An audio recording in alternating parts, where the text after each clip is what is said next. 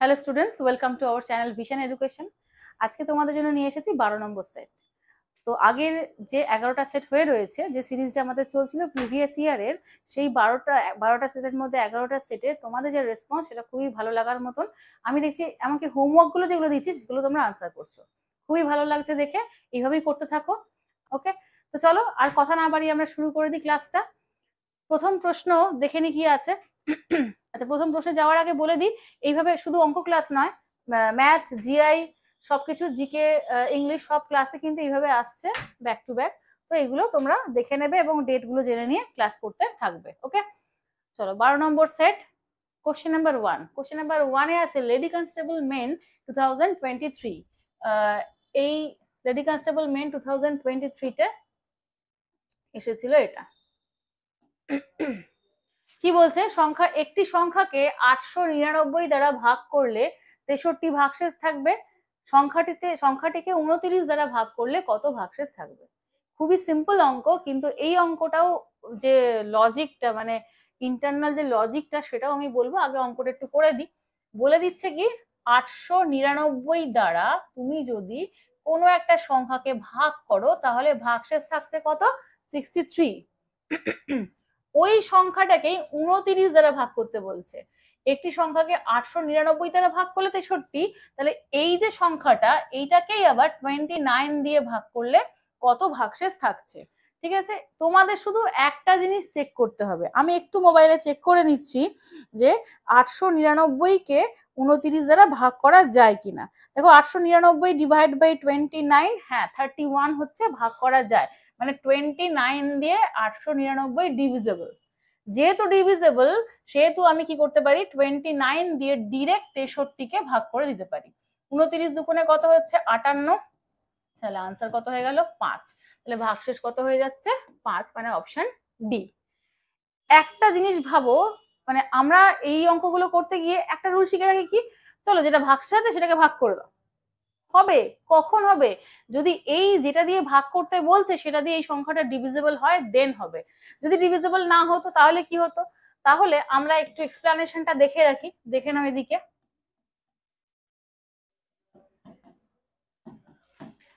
এখানে 899 দিয়ে ডিভাইড করছে, কত ভাগশেষ থাকছে? 63। ভাগ ফলও জানি না আমরা, ভাজ্য যেটা সেটাকেও জানি না। এটার নাম হচ্ছে ভাজক, এটার নাম হচ্ছে কি? ভাজ্য, এটার নাম হচ্ছে কি? ভাগফল, আর এটার নাম তো জানোই, ভাগশেষ। ব্যাস, এই হলো গল্প। এবার দেখো, ভাজক, ভাজ্য, ভাগফল, ভাগশেষের মধ্যে শুধু ভাজক আর ভাগশেষ দেওয়া আছে, ভাজ্য আর ভাগফল কিন্তু দেওয়া নেই। আমি এখানে ধরে নিলাম ভাগফল 1, মিনিমাম নাম্বারটা আমাদের অ্যাজিউম করে নিতে হবে। ধরে নিলাম হচ্ছে ভাগফল 1, তাহলে ভাজ্যটা কি হবে?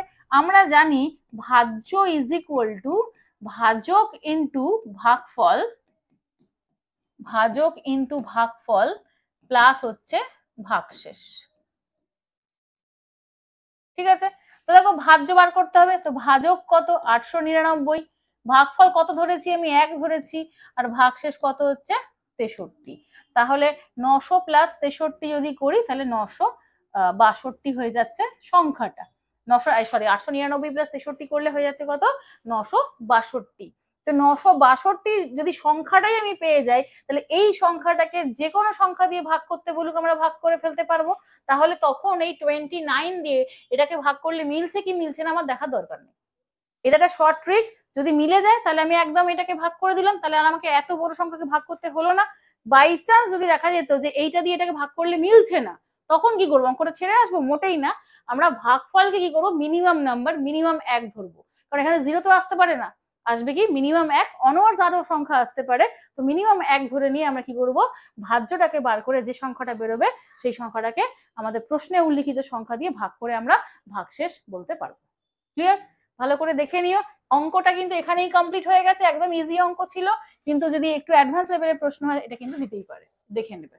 ওকে, চলো নেক্সট প্রশ্নে যাওয়া যাক। নেক্সট প্রশ্নে যাওয়ার আগে একটু কথা বলে রাখি, তোমরা ক্লাসগুলো দেখছো রেগুলারলি, খুব ভালো লাগছে রেসপন্স পেতে। সাথে আর একটা কাজ তোমরা করে দিও, তোমাদের কাছে রিকোয়েস্ট এটাই যে চ্যানেলটাকে সাবস্ক্রাইব করে নিও। আর তোমরা লাইক শেয়ার অবশ্যই করো। শেয়ার করার উদ্দেশ্য এই কারণেই বলছি, কারণ যেসব স্টুডেন্টদের দরকার তাদের কাছে যেন ভিডিওটা পৌঁছয়। এটাই এক্সপেক্টেড, একটা টিচারের সাফল্য এইখানে। ঠিক আছে, তো চলো আমরা 2 নম্বর প্রশ্ন দেখি। স্রোতের প্রতিকূলে একটা নৌকা 45 মিনিটে 12 কিলোমিটার যায়। স্থির জলে নৌকার বেগ 30 কিলোমিটার পার আওয়ার হলে নদীর স্রোতের বেগ কত? কি দিয়েছে দেখো, প্রতিকূলে বেগ দিয়ে দিয়েছে, স্থির জলে নৌকার বেগ দিয়ে দিয়েছে, প্রতিকূল দিয়েছে, স্থির দিয়েছে। একটা একটু ফরম্যাট বলি আমি, স্থির জলে নৌকার বেগ, স্থির জলে নৌকার বেগ,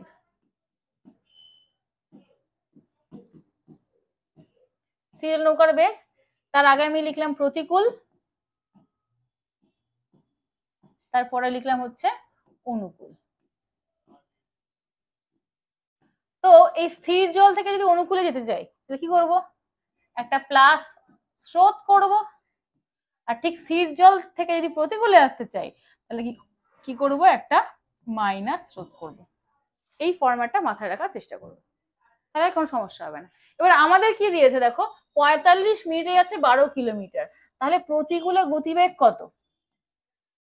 প্রতিকূলে গতিবেগ, প্রতিকূলে গতিবেগ কত হয়ে যাচ্ছে দেখে নি এখানে। গতিবেগ মানে কি, স্পিড ইকুয়াল টু কি, ডিস্টেন্স বাই টাইম। তো ডিস্টেন্স বাই যদি টাইম হয় তাহলে ডিস্টেন্স কত ছিল, 12 কিলোমিটার, আর সময়টা কত ছিল, 45 মিনিট হলো। আচ্ছা, এবার আমি তো মিনিট নিয়ে কাজ করতে পারবো না, যেহেতু কিলোমিটার আছে, সেহেতু আমাকে কি করতে হবে, কি করতে হবে আমাকে, ঘন্টায় কনভার্ট করতে হবে। তাহলে 45/60, এই 60টাকে আমি নিচে না লিখে একবার উপরে পাঠিয়ে দিই। 15 দিয়ে হচ্ছে 3, 15 দিয়ে হচ্ছে 4, 2 দিয়ে 3 দিয়ে কাটলে 4, তাহলে কত হচ্ছে 16 কিলোমিটার পার আওয়ার। এইটা আমাদের বার করে নিতে হলো। অঙ্কটার এইখানেই ছিল গল্প, আর গল্প নেই খুব একটা অঙ্কটা। তাহলে প্রতিকূলে গতিবেগ পেয়ে গেছি কত, 16 কিলোমিটার। স্থির জলে নৌকার বেগ, দেখো প্রতিকূলে বেগ বলে দিয়েছে 16, আর স্থির জলে বলেছে কত, 30। তাহলে স্রোতের বেগ কত হবে, স্রোতের বেগ হচ্ছে কত, এটা বিয়োগ করলেই বেরিয়ে যাবে, বিয়োগ করলে কত হচ্ছে 14। তাহলে অপশন এ হয়ে গেল আমাদের রাইট আনসার। মানে অনেকে কি হয়েছে অঙ্কগুলো করে কিন্তু এই ফরম্যাটটা ক্লিয়ার না থাকার জন্য কি হয়, গুলিয়ে ফেলে যে কোনটা বার করতে হবে, কি করতে হবে। সোজা হিসেবে হচ্ছে প্রতিকূল, এটা স্থির জল, স্থির জলের প্রতিকূলের পার্থক্য কি, স্রোত, পার্থক্য বার করে দিয়েছি, আনসার হয়ে গেল কত, 14। Next question number 3। আচ্ছা, আগের প্রশ্নটা কিসে এসেছিল, লেডি কনস্টেবল 2023, একদম রিসেন্ট পরীক্ষার প্রশ্ন কিন্তু এগুলো, হ্যাঁ একটু খেয়াল করে নেবে।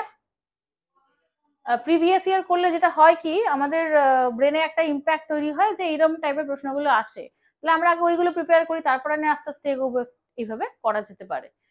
তো লেডি কনস্টেবল মেন 2023 তে এই প্রশ্নটাও এসেছিল, 4x - 3y is to 2x plus 3y, এটা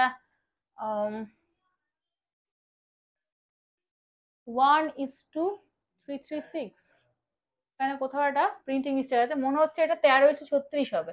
চলো দেখি করে, দেখা যাক। প্রিন্টিং মিস্টেক মনে হচ্ছে এটা আমার। 4x - 3y 2x plus 3y is equal to হচ্ছে 13:36, ইস টু সাইনটাই গন্ডগোল রয়েছে। যাক, আমি একটু 1:6 ধরে করি, যে কোনো একটা সংখ্যা ধরে করছি, ঠিক আছে, তারপরে দেখে নিচ্ছি কোনটা রাইট আনসার। তোমরা পারলে কোশ্চেনটা একবার চেক করে নিতে পারো, তাহলেই হবে আর কি। তাহলে আমরা করি কি, 24x - 18y is equal to 2x plus হচ্ছে 3y। তাহলে দেখো দুইটা বাঁ দিকে গেলে কত হলো, 22x হলো, আর তিনটা ডান দিকে চলে গেলে কত হয়ে গেল, যোগ হয়ে যাবে, তাহলে কত হয়ে যাচ্ছে তোমার 22y। বাঁদিকে এলে কি বিয়োগ হচ্ছে, 8টা ডান দিকে গেলে কত হয়ে যাচ্ছে, 18 আর 3 হয়ে যাচ্ছে কত, 22। তাহলে আমি বলতেই পারছি x/y = কত, 1:1। আমাদের অঙ্কের প্রসেস ঠিক আছে, সব ঠিক আছে, এখানে সংখ্যা গন্ডগোল থাকার জন্য আমাদের একটু সমস্যা হচ্ছে। দেখে নি আরেকটা এক্সপেরিমেন্ট করে একটুখানি, কি আছে, 4x - 3y by 2x plus 3y is equal to 13/36 যদি ধরেই নি, দেখি কি হয়। 36 4 হচ্ছে তোমার 144, x মাইনাস হচ্ছে কত, 108y is equal to 26x minus 39 plus হবে 39y। এটা প্লাস ছিল তো, হ্যাঁ। তো বাঁদিকে এলে 26 যদি বিয়োগ হচ্ছে, বিয়োগ হলে কত হচ্ছে 8 হাতে 1 3 1, তাহলে 118x ইজ ইকুয়াল টু, ডান দিকে গেলে কত হচ্ছে 17 7 হাতে 1 4 147 ভাই। আচ্ছা কোনোটাই আসছে না যদিও, ঠিক আছে 7 দিয়ে যাবে কি, 7 একে 7 না 4 48 যাচ্ছে না। যাই হোক আমার আমি এটা ক্রস করলাম, আমি এইটা ধরে অঙ্কটা করে দিয়েছি, তোমরা একটুখানি কোশ্চেনটা চেক করে নিও এখানে সংখ্যাটা কি আছে, দরকার হলে আমি পরের দিন তোমাদের ক্লাসে বলেও দিতে পারি। আর আমাকে যদি ঠিক আনসারটা ঠিক কোশ্চেনটা পাও আমাকে একটু কমেন্ট বক্সে জানাবে। ওকে চলো, এই মুহূর্তে ধরো ক্লাস ছেড়ে দেখতে যাওয়া সম্ভব হচ্ছে না, তোমরা একটু কমেন্ট বক্সে জানাবে।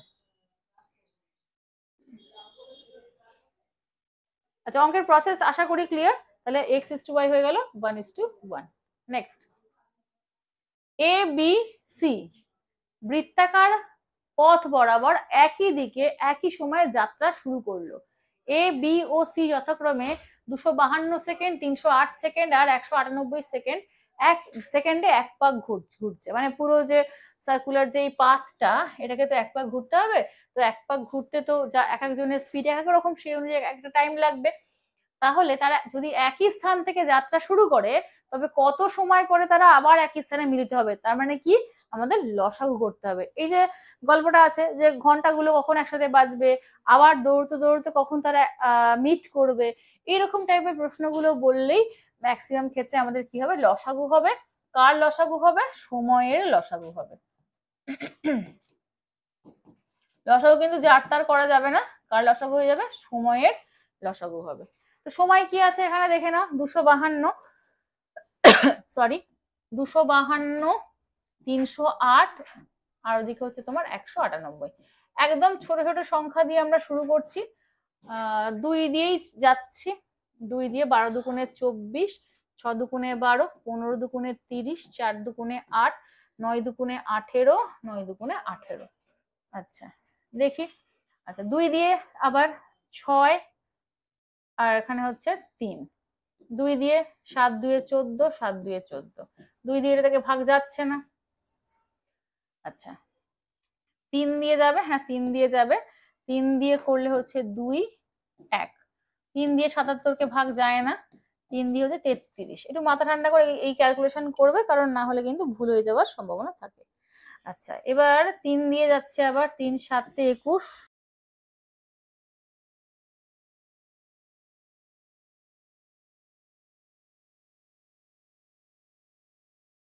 3 7 21, 77 আর 3 11 33। এবার আমি 7 দিয়ে যদি করি 11 আর 11, লাস্ট বার যাচ্ছে 11 দিয়ে, ব্যাস এবার গুণ করলেই হয়ে গেল। গুণ করলে কি দাঁড়াচ্ছে, 2 2 4, 4 3 12, 3 12 36, 36 ইন্টু 77, 36 ইন্টু 77। আচ্ছা এটা তো সেকেন্ডে বেরোবে, তো সেকেন্ডে থাকবে না, ওই জন্য আমি একটুখানি ফাঁকিবাজি করতে চেষ্টা করছি। সেটা হচ্ছে এটা তো সেকেন্ডে বেরোচ্ছে, এই সেকেন্ডটাকে আমাকে তো মিনিটে কনভার্ট করতে হবে, তাহলে আমি কি করে দিচ্ছি, এটাকে 60 দিয়ে একবারেই ভাগ করে দিচ্ছি, তাহলে সুবিধা হবে। কাটাকাটি করলে 6 6 36, 6 10 60, তাহলে কত হয়ে গেল তোমার 6 7 42, 2 হাতে 1, 42 আর 1 43, এটা হলো 43.2। আচ্ছা 43.2, 42 মিনিট 36 সেকেন্ড আছে, 43.2 এখানে নেই, কোথাও কি আমাদের ভুল হলো একটু চেক করে নিই। 12 দুগুণে 24, 6 দুগুণে 12, 15 দুগুণে 30, 8, 2 দিয়ে 9 দুগুণে 18, 9 দুগুণে 18, 2 6 3, 2 7, 2 3 21, 3 99, 3 7 21, 11, 7 1 7 11 11 11, ঠিকই আছে। 77, 3 3 9, 9 দুগুণে 18, 18 দুগুণে 36, যাই হোক। আচ্ছা এটা অ্যাকচুয়ালি বেরোবে হচ্ছে, দেখো এটা আছে তো 43 পূর্ণ কি 2/10, তো তার মানে 1/5, তার মানে এটা বেরোবে হচ্ছে 43 মিনিট, 43 মিনিট 1/5 মিনিট, তাহলে 1/5 মিনিট মানে কত, 12 সেকেন্ড, 43 মিনিট 12 সেকেন্ড, 60 হবে, 60 দিয়ে গুণ হবে, 43 মিনিট 12 সেকেন্ড, এখানে 46 মিনিট আছে। আমার কি গুণে ভুল হলো, 6 7 42, 2 হাতে 4, ও হো হো এইখানেই ভুলটা হয়েছে, গুণে ভুল হয়েছে, হ্যাঁ এটা ঠিক করে নাও, ঠিকই আছে। 43 মিনিট 12 সেকেন্ড, এই 46 মিনিট 12 সেকেন্ড হচ্ছে অপশন এ, ঠিক আছে। আচ্ছা ব্যাস, এখানে গল্প শেষ। এবার এইটা আমি দেখো আগে গুণ করতে পারতাম, সেই গুণ করলে আমাকে আবার 60 দিয়ে ভাগ করে এটা আনতে হতো। সেই জন্য আমরা কি করেছি, ভাগ না করে আগে ক্যালকুলেশনটা কন্টিনিউ করেছি, দেন আলটিমেটামে পৌঁছেছি। Next question number 5। Question number 5 কি বলছে, এ বি এর দ্বিগুণ কর্মক্ষম, এ ও বি একত্রে যে কাজ 6 দিনে করতে পারে সেই কাজ এ একা কত দিনে করবে। তাহলে এ বি এর দ্বিগুণ কর্মক্ষম। আচ্ছা, এখানে দুটো ফ্যাক্টর কাজ করবে, একটা হচ্ছে এফিসিয়েন্সি আর একটা হচ্ছে নাম্বার অফ ডেজ। তো এফিসিয়েন্সি আর নাম্বার অফ ডেজ আমি এখানে লিখে দিচ্ছি, ই ফর হচ্ছে এফিসিয়েন্সি, ই ফর হচ্ছে এফিসিয়েন্সি, আর হচ্ছে ডি ফর হচ্ছে ডেজ। এদের মধ্যে সম্পর্কটা কি, এদের মধ্যে সম্পর্কটা হচ্ছে ব্যস্তানুপাতিক, এদের মধ্যে সম্পর্কটা হয়ে যাচ্ছে ব্যস্তানুপাতিক। এটা মাথায় রাখবে, মানে যার যত কাজ করার এবিলিটি বেশি, মানে কর্মদক্ষতা যার যত বেশি, তার তত কম সময় লাগবে। তাহলে বেশি কম মানে রিভার্স হয়ে গেল, তাহলে ব্যস্তানুপাতিক হয়ে গেল। এবার এ বি এর দ্বিগুণ, তাহলে এ বি এর দ্বিগুণ মানে এটা হবে, বি একটা কাজ করতে পারলে এ দুটো কাজ করতে পারবে, এ বি একত্রে কটা কাজ করতে পারবে, 3টে। এবার বলছে একত্রে কাজ করে কত দিনে, 6 দিনে। কার দরকার, এ, তাহলে আমার এইটা এটাকে নিলেই হবে, আর এটাকে নেওয়া, বিটাকে নেওয়ার আমার দরকার নেই, ক্রস।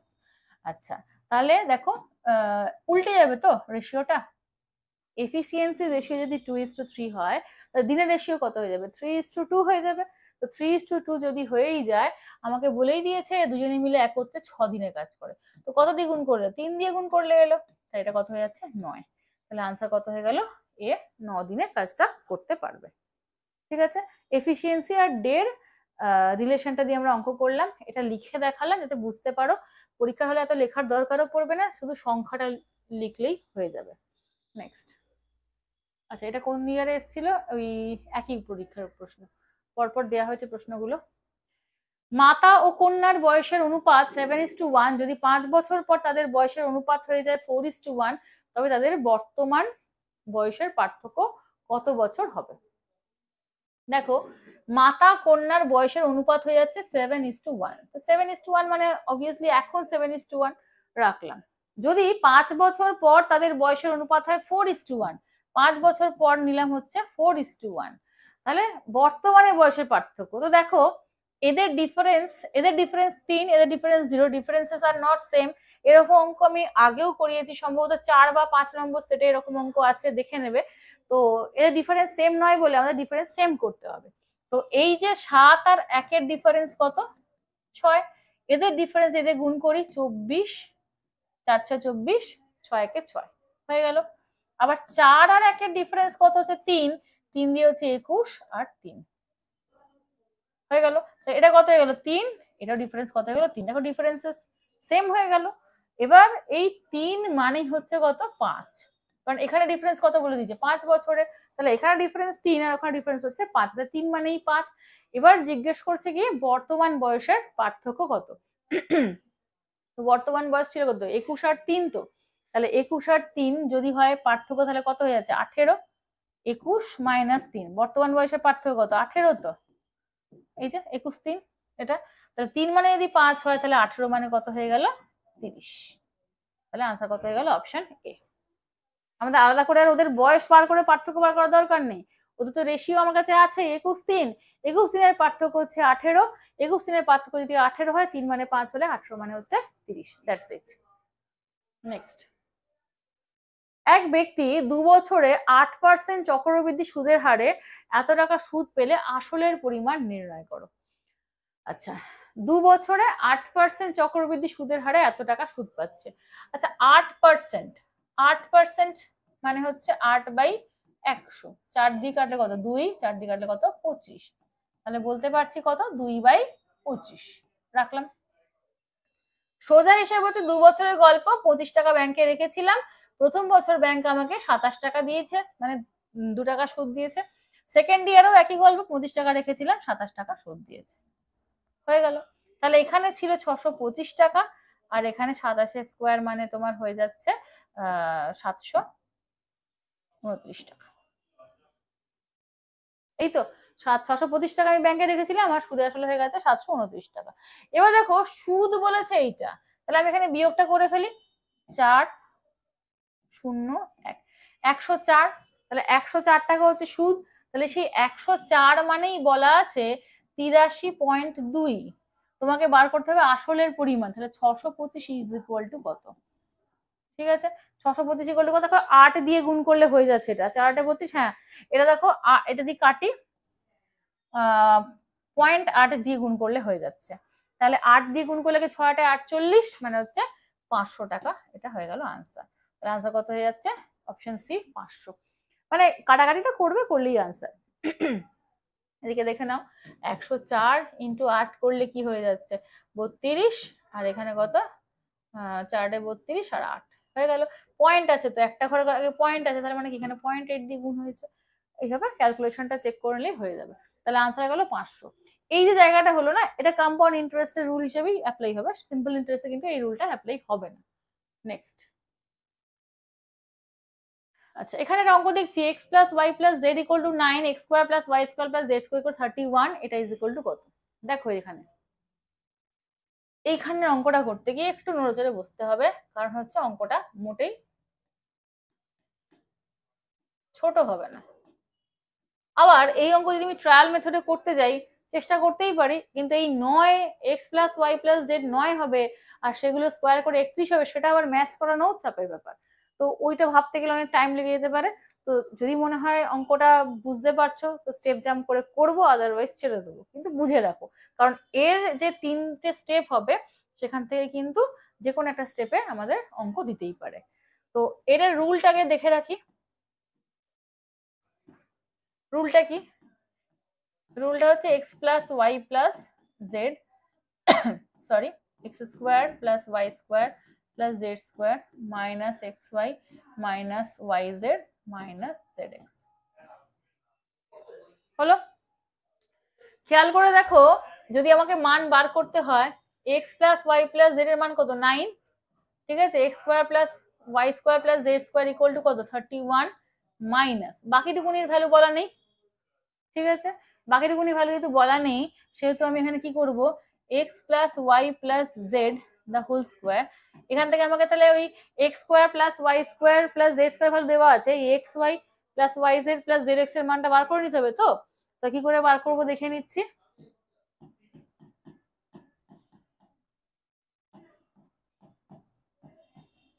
এই রুলটা মাথায় রাখতে হবে, Y Z plus Z x. তাহলে দেখো এখানে X plus Y plus Z 9 square, আর ইকুয়াল টু এটা কত? 31 প্লাস হচ্ছে 2 into X Y plus Y Z plus Z X হয়ে গেল। এখানে দেখো 9 স্কোয়ার আছে, 9 স্কোয়ার এখানে 31, 9 স্কোয়ার মানে 81, তাহলে 81 মাইনাস 31/2 ইজ ইকুয়াল টু হচ্ছে X Y plus Y Z plus হচ্ছে জেড এক্স। তাহলে এখানে কত? 50। তো তাহলে 50 মানে এখানে কত হয়ে গেল? 25। এবারটা কত গেল? 25, প্লাস বসিয়ে দাও 25 এখানে, 25। তাহলে 9 আর বিয়োগ করলে কত? 6। তাহলে 9 6 কত হয়ে গেল? 54। তাহলে আনসার কত হয়ে গেল? অপশন 4। এই রুল দিয়েও এমনি অন্য অঙ্ক আসে, এই অঙ্কটা তুমি করলে কি করলে কিছু যায় আসে না, কিন্তু এই রুল দিয়ে অন্য অঙ্ক আসে, এই রুল দিয়েও অঙ্ক আসে। ঠিক আছে, এর সাথে আমি একটা বলে রাখি, এর সাথে দেখে রাখো, এটা তোমার যদি বলে x square plus Y square plus Z square is equal to x Y plus Y Z plus Z x, তাহলে what is the relation between x y and z? তাহলে আমরা কি করব? তাহলে আমরা ওটা একদম চোখ কান বন্ধ করে বলে দেবো X equal to Y equal to Z. এইটা দিয়ে কিন্তু অঙ্ক আসে। চলো নেক্সট কোয়েশ্চেন নাম্বার 9। 20 পাতার একটি বইতে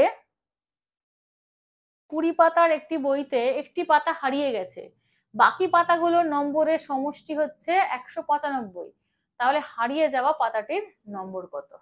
আচ্ছা 20 পাতার বই আছে, তার মানে সংখ্যাগুলো লেখা আছে কি 1 2 3 এই করে করে 20 অব্দি আছে। মোট 20টা পাতা আছে, মানে কি 1 2 3 এই করে করে 20 অব্দি আছে।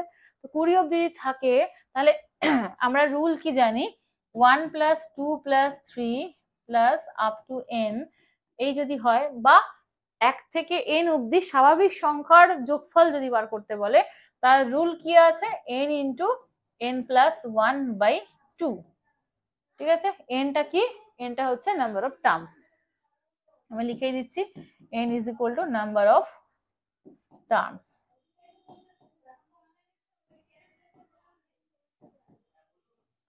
নাম্বার অফ টার্মস, ঠিক আছে। তাহলে এখানে বসিয়ে দিচ্ছি, কি হবে, 20 ইন্টু 20 প্লাস 1 বাই হচ্ছে 2, কাটলে কত হয়ে গেল 10, তাহলে কত হয়ে গেল 210।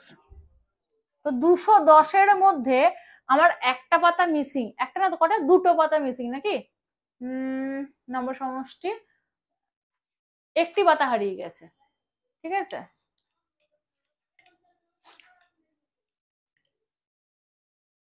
দুটি পাতা হবে এটা, হ্যাঁ, একটি না দুটি,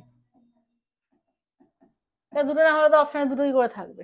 যাই হোক, তাহলে এখান থেকে আমি যদি 195 মাইনাস করে দিই, 195 মাইনাস করলে বাকি যে সংখ্যাটা থাকে সেটাই তো আমাদের হয়ে যাচ্ছে বাকি দুটো পাতার নম্বর, তাই তো।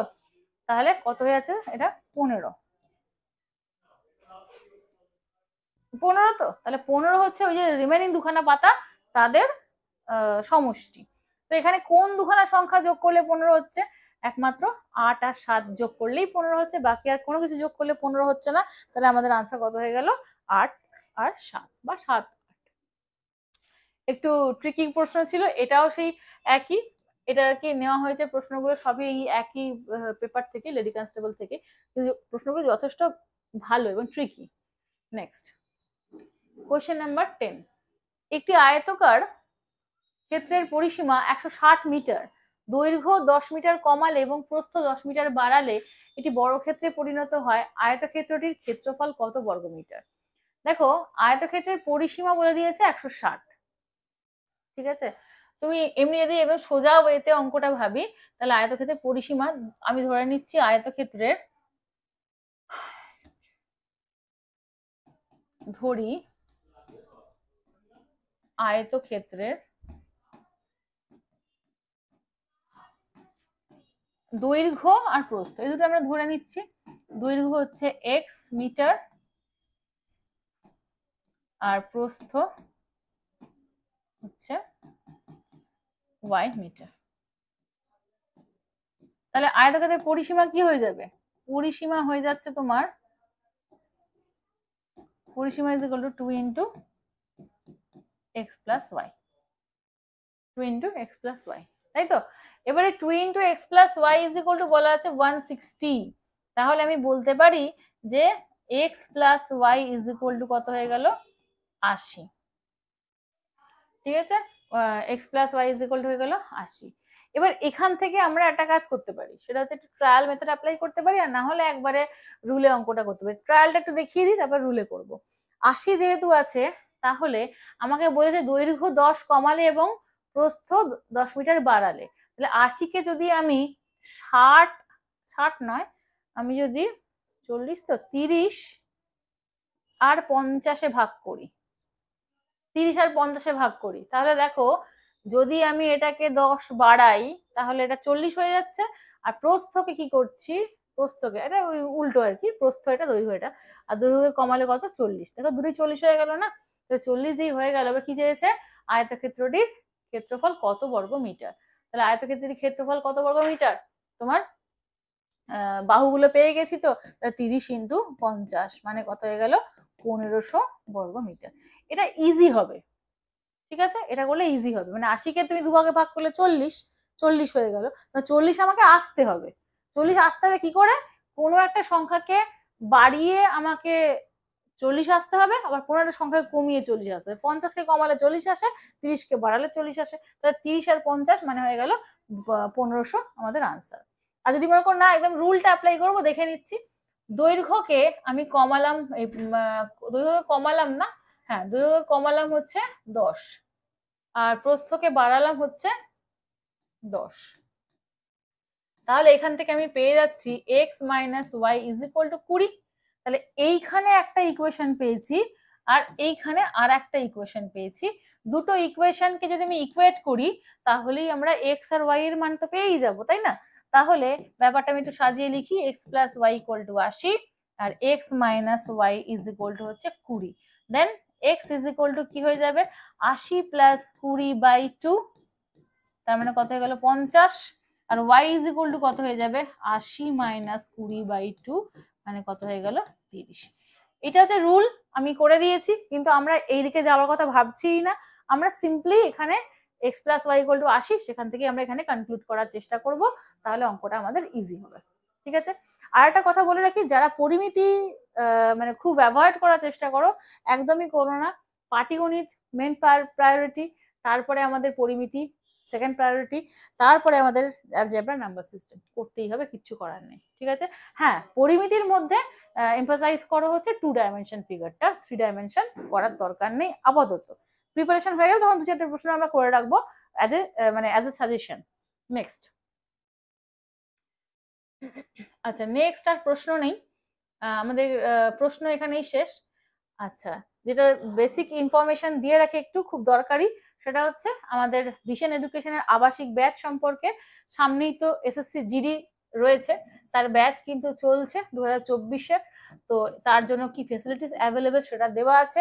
সময় যেহেতু নেই, তাড়াতাড়ি ফোনটা তুলে ফোন নাম্বারটা ডায়াল করে তুমি যোগাযোগ করে নাও এবং তোমার যা যা বক্তব্য কোয়ারিজ আছে সেগুলো ক্লিয়ার করে অ্যাডমিশনটা নিয়ে নাও। ওকে। আচ্ছা, সাথে যারা জিডি নেই, তারা যদি ডাব্লিউপি কেপি দিতে চাও, তার জন্য রয়েছে আবাসিক ব্যাচ, অবভিয়াসলি ডিফারেন্ট ক্লাসেস আছে।